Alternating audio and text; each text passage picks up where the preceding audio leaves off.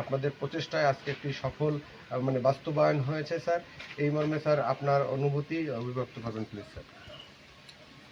আসলে উপজেলা প্রশাসন এবং উপজেলা সমাজসেবা কার্যালয় একটি দারুণ উদ্যোগ নিয়েছে।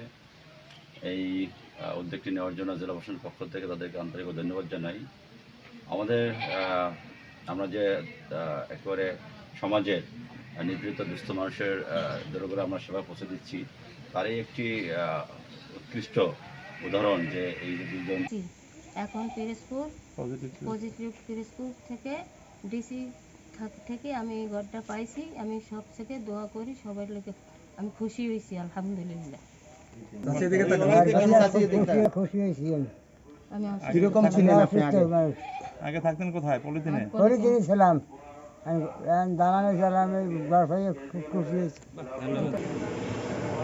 আসলে আপনারা জানেন যে পজিটিভ পিরোজপুর সৃষ্টির পর থেকে আমরা এরকম পিরোজপুরের কোথায় এখানে রুট লেভেলে অসহায় দরিদ্র দুস্থ মানুষ আছে, আমরা খুঁজে বেড়াই, খুঁজে তাদেরকে সাহায্য করার চেষ্টা করি। আমরা ইতিমধ্যে 4টি ঘর তৈরির কার্যক্রম চলমান রয়েছে।